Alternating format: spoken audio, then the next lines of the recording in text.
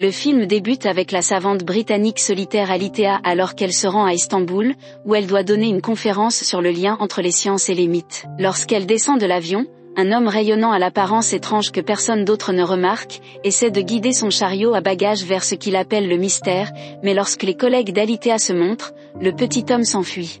Alitea raconte à ses amis ce qui s'est passé, et ils lui répondent en plaisantant qu'elle a dû voir un djinn. Plus tard pendant la conférence, Alitea voit un autre homme étrange et lumineux parmi le public que personne d'autre ne peut voir. Lorsqu'elle commence à expliquer que les anciens dieux sont devenus ce que nous connaissons sous le nom de science et que les anciens mythes sont maintenant des métaphores, l'homme étrange dit que c'est n'importe quoi et lui saute dessus, ce qui la fait s'évanouir. Elle se réveille quelques minutes plus tard et ses collègues l'emmènent dans sa chambre pendant que le public offre une salve d'applaudissements. Une fois la conférence terminée, Alitea se rend en ville pour visiter des magasins d'antiquités, ignorant l'inquiétude de ses amis et promettant qu'elle se sent bien. Dans l'une de ses nombreuses boutiques, elle trouve une curieuse petite bouteille bleue et décide de l'acheter au lieu de tout autre objet plus sophistiqué. Le lendemain matin à l'hôtel, elle lave la bouteille et parvient enfin à l'ouvrir, ce qui libère un djinn qui occupe presque tout l'espace de la chambre. Après avoir essayé différentes langues, Alitea découvre que Djinn parle grec, et il parvient à lui expliquer qu'elle ne doit pas le craindre. Il lui est redevable maintenant et il lui accordera 3 vœux, excepté le fait qu'elle ne puisse demander les vœux de la vie éternelle ou la fin de toutes les souffrances. Pendant qu'il parle, Djinn touche tous les objets de la pièce, allume la télé et apprend rapidement à connaître l'anglais grâce à ses émissions. Ensuite, Djinn demande à Alitea les vœux de son cœur, mais Alitea est mal à l'aise avec le concept et a besoin d'y réfléchir. D'abord, elle partage une partie de son histoire qu'elle n'a jamais racontée à personne. Lorsqu'elle était une enfant étudiante dans un internat pour filles, elle était déjà une personne très solitaire. Un jour, un mystérieux garçon surnaturel a commencé à lui rendre visite et à lui tenir compagnie dès qu'elle avait des difficultés, lui racontant des histoires dans une langue qu'ils étaient les seuls à pouvoir parler. Ne sachant pas combien de temps il resterait dans les parages, Alitea a commencé à documenter tout ce qui concerne ce garçon, mais plus elle essayait d'insérer du réalisme, plus elle commençait à douter et elle a commencé à se sentir idiote. Au bout d'un moment, elle a tout brûlé dans le four de l'école et depuis ce jour, elle n'a plus vu le garçon. La conversation est interrompue par l'arrivée du petit déjeuner d'Alitea, bien qu'elle n'ouvre pas la porte avant que Djinn ne disparaisse. Après avoir mis le panneau ne pas déranger sur la poignée de porte, Alitea se retourne pour découvrir que Djinn a réduit sa taille et transformé l'humble petit déjeuner de l'hôtel en quelque chose de plus extravagant. Pour gagner du temps jusqu'à ce qu'elle décide d'un vœu, Alitea demande comment Djinn s'est retrouvé dans sa bouteille, et il explique que c'est sa 3e incarcération car il a toujours été un imbécile qui se laisse prendre à des conversations avec des femmes. Tout a commencé lorsque Djinn a eu une relation avec sa cousine Sheba, la reine du pays qui était à moitié djinn et avait une épaisse clairière de cheveux noirs sur les jambes. Djinn était son jouet et sa confiance mais il se sentait quand même libre car il avait le droit d'aller et venir à sa guise. Il espérait pouvoir devenir son mari un jour, mais malheureusement, les choses ont changé avec l'arrivée du roi Salomon, qui a traversé les déserts juste pour la courtiser. Les djinns ont mis Sheba en garde contre lui, et elle a promis qu'aucun mortel ne pourrait jamais la conquérir, mais finalement elle a fini par céder à ses charmes et a même enlevé les poils de ses jambes avec de la cire pour passer la nuit avec lui après le mariage. Cependant, Salomon a pu sentir le lien de Sheba avec le djinn, et grâce à ses talents de magicien, il l'a emprisonnée dans une bouteille en laiton et l'a jetée à un oiseau qu'il a lâché au milieu de la mer Rouge. Les djinns ne dorment pas, alors pendant les 100 premières années, il s'est révolté contre son sort et a prié tous les dieux du soleil pour être libre. À la fin, il s'est menti à lui-même et a prié pour rester dans la bouteille, en espérant que le fait de prétendre de ne rien désirer le débarrasserait de sa douleur. Malheureusement pour les djinns, ne pas avoir de désir est la chose la plus proche de la mort. Ils reviennent maintenant sur le sujet de ce que le cœur d'Alitea désire. Elle explique qu'elle a du succès et qu'elle a tout ce dont elle a besoin, même si elle n'a pas d'enfants, de parents, ou de frères et sœurs. Elle était mariée à un homme rencontré à l'école, mais après sa fausse couche, leur relation s'est brisée et ils ont divorcé. Son mari a déménagé avec une nouvelle femme, et jusqu'à ce jour, Alitea garde encore quelques-unes de ses affaires dans une boîte dans la maison. Il y a quelque temps, son mari avait dit à Alitea qu'elle était incapable de lire les sentiments, et elle est d'accord avec cela. La façon dont son cerveau est câblé, la rend intelligente mais provoque aussi sa solitude. C'est pourquoi elle aime les histoires, elle peut trouver des sentiments à travers elles. Pourtant, Alitéa ne veut pas que son mari revienne, elle s'est sentie libre quand elle a divorcé. Mais en tant que conteuse, elle a entendu trop d'histoires sur les souhaits des djinns qui ont toujours un piège ou des contes d'avertissement qui ne finissent pas bien. Djinn jure qu'il est honorable, mais Alitéa n'écoute pas et se demande si elle ne devrait pas faire de souhaits du tout. Cela fait gonfler Djinn de douleur, ce qui confirme que les souhaits doivent être faits pour éviter les mauvaises conséquences, et pour prouver encore plus ce point, Djinn raconte à Alitéa l'histoire de sa deuxième incarcération. Les pêcheurs ont trouvé la bouteille à l'intérieur d'un poisson, mais comme elle était recouverte d'une couche dure, ils ont pensé que c'était un rocher et l'ont jeté. Le rocher a changé de main plusieurs fois jusqu'à ce qu'il finisse par faire partie d'un mur.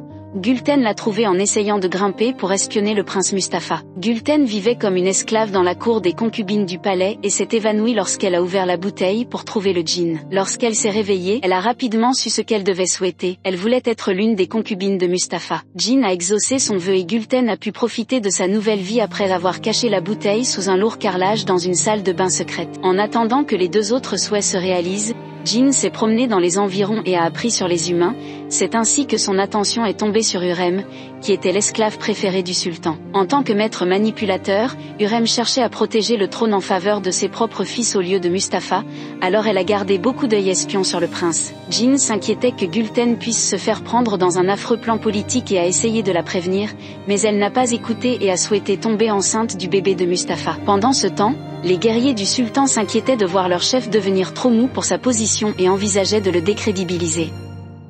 Hurrem a entendu parler de cela et a dit au sultan que Mustapha était celui qui dirigeait les soldats afin de prendre le trône de son père, laissant le sultan devant un choix très difficile à faire.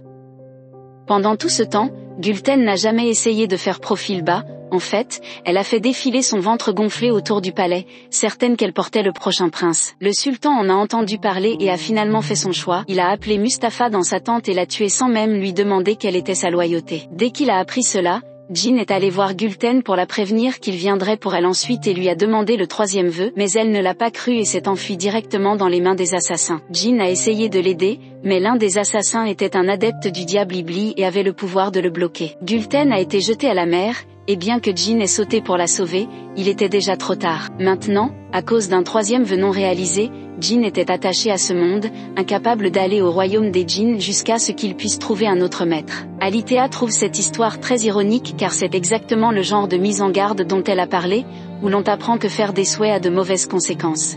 Djinn fait remarquer une fois de plus que ne pas faire de souhaits équivaut à se condamner, et continue son histoire pour étayer son raisonnement. Après la mort de Gulten, Djinn a erré comme une force invisible tandis que sa bouteille restait cachée sous le carrelage. Pendant 100 ans, il a essayé d'attirer l'attention des gens, sans succès, jusqu'au jour où les princes Mourad et Ibrahim ont pu sentir sa présence et ont trouvé la salle de bain secrète. Ils ont presque réussi à soulever le carrelage, mais ils ont été interrompus par leur mère Kozem, la veuve du sultan. Mourad avait de longs cheveux sur les jambes, indiquant qu'il était le descendant de Sheba, alors Djinn a essayé de le suivre partout pour attirer à nouveau son attention. Malheureusement, Mourad a dû prendre le trône à 14 ans et sa vie n'était plus que politique. Pendant qu'un Mourad plus âgé dirigeait des armées sur le champ de bataille, Kozem enfermait Ibrahim adulte dans une pièce avec un groupe de femmes, en espérant qu'il produise un héritier mâle et protège la place de la famille sur le trône. Ibrahim aimait l'idée de passer chaque jour avec des femmes, et il a choisi des beautés voluptueuses et immenses en croyant que plus il y a de chair, plus le plaisir est grand. Lorsque Mourad est revenu au palais après la guerre, son âme était pourrie par le sang et les traumatismes. Inquiet d'une éventuelle concurrence, il a pensé à assassiner Ibrahim, mais Kozem l'a arrêté juste à temps en faisant remarquer qu'Ibrahim est trop paresseux pour organiser une émeute. Pourtant, Kozem ne pouvait pas risquer de perdre son babymaker, alors elle a gardé Mourad ivre en permanence et a engagé des conteurs pour le distraire. Mourad les détestait et les tuait s'il ne s'échappait pas assez vite, mais un jour, un vieil homme a finalement réussi à le charmer avec ses contes et est devenu le seul ami de Mourad.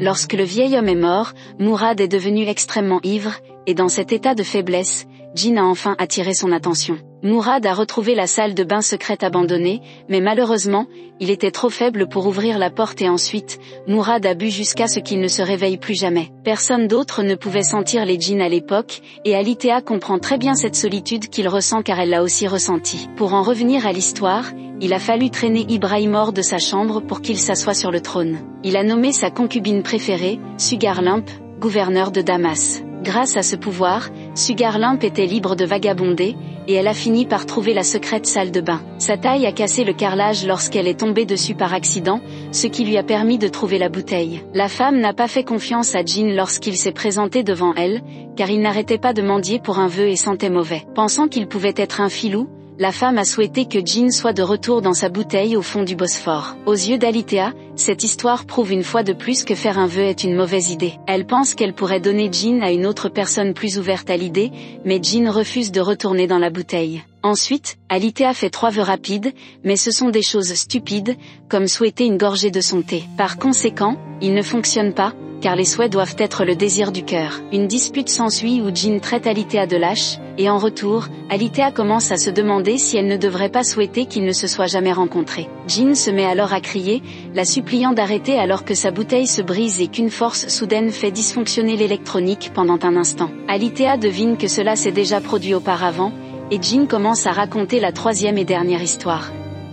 Zéphyr était une enfant trouvée, mariée à 12 ans à un riche marchand bien plus âgé qu'elle. Ce marchand avait 2 épouses plus âgées qui n'aimaient pas Zéphyr, et elle avait l'impression que tout le monde dans la maison, y compris les domestiques, se moquait toujours d'elle. La bouteille lui a été offerte par son mari, qui l'a vue tomber d'un poisson que la cuisinière était en train d'ouvrir. Après avoir fini de le satisfaire en guise de remerciement, Zéphyr a réussi à ouvrir la bouteille. Jean a rapidement remarqué à quel point elle était brillante et a partagé son histoire avec elle, ce qui l'a incité à partager en retour toutes les choses qu'elle avait construites pendant son temps libre. Malheureusement, personne ne l'a prise au sérieux parce qu'elle était une femme, et ce jugement lui a fait se sentir comme une sorcière au pouvoir inutilisé. Son premier souhait était de demander autant de connaissances que possible, et Jean a été heureux de l'exaucer en offrant à Zéphyr des piles et des piles de livres. Pour cacher ses livres à son mari, ils les ont mis dans des bouteilles magiques. Jean a passé tout son temps avec elle, lui enseignant toutes sortes de sciences et de langues, et ils ont fini par tomber amoureux. Plus elle s'épanouissait, moins Zéphyr devenait timide, et elle a commencé à se délecter contre son mari. Malheureusement, l'envie qu'il avait d'elle était une obsession, alors quand Zéphyr devait s'offrir à son mari, Jean quittait la pièce et parcourait les cieux pour recueillir de nouvelles histoires qu'il raconterait à Zéphyr à son retour. Son 2e souhait est venu lorsqu'elle n'a pas pu terminer une ancienne question mathématique, ainsi elle a demandé à percevoir le monde comme le font les djinns. Cela lui a permis de voir toutes les solutions dont elle avait besoin, et cela l'a aussi rendue enceinte du bébé de djinn. Il était incroyablement heureux avec elle et ne voulait plus partir pour le royaume des djinns, il a donc empêché Zéphyr de faire le 3e vœu. Cela a mis Zéphyr en colère, qui a alors pensé que Jean la piégeait comme son mari. Chaque fois qu'une nouvelle dispute commençait, Jean se mettait dans une bouteille pour la calmer, mais la dernière fois, Zéphyr n'en pouvait plus et a souhaité qu'elle puisse oublier qu'elle l'avait rencontré. La magie lui a permis d'oublier tout cela en un instant, et Jean s'est une fois de plus retrouvé coincé à l'intérieur d'une bouteille. Après avoir entendu cette dernière histoire, Alitea sait enfin quoi demander. Elle pense qu'elle est ici pour aimer Jean, et elle souhaite qu'il l'aime en retour, de cette façon leur solitude s'en ira et pourront être ensemble. Jean accepte et ils passent une belle nuit ensemble. Le lendemain, Alitea doit retourner chez elle à Londres et offre à Jean une nouvelle bouteille pour qu'il puisse voyager avec elle. À l'aéroport, elle essaie de garder la bouteille dans sa poche, mais le scanner la détecte et la sécurité l'oblige à la mettre sur le plateau. Alitea fait presque une crise en pensant que le scanner ou le tapis roulant allait briser le verre, mais heureusement, la bouteille survit à l'inspection. Une fois arrivée, Jean doit s'habituer à la grande ville car tous les bruits constants et les ondes électriques dans l'air submergent ses sens. Tous les deux commencent une vie paisible et satisfaisante ensemble, et chaque fois qu'Alitea doit travailler, Jean en profite pour se faufiler et regarder les dernières inventions de l'humanité, comme les techniques de chirurgie avancée et le collisionneur. Un après-midi, Alitea rentre du travail et trouve Jean au sous-sol en train de dormir, ce qu'il n'est pas censé faire. Son corps se transforme lentement en cendre à cause de l'effet que la ville a sur lui. Alors Alitea utilise son 2e souhait pour le faire parler à nouveau. Ensuite, ils ont tous les deux une conversation importante où Alitea se rend compte qu'elle n'aurait pas dû forcer l'amour entre eux, alors elle décide de libérer définitivement Jean. La bouteille se brise et Jean retourne dans son royaume d'origine après qu'Alitea se soit endormie. Le lendemain matin, elle met les quelques objets que Jean a pu utiliser dans une boîte et la range à côté de celle de son mari. 3 ans plus tard, Alitea a fini d'écrire et d'illustrer un livre avec toutes les histoires de Jean. Soudain, elle est surprise de voir Jean apparaître devant elle. Maintenant qu'il est de nouveau en bonne santé, il peut lui rendre visite de temps en temps, l'aidant à chasser sa solitude d'une manière plus naturelle.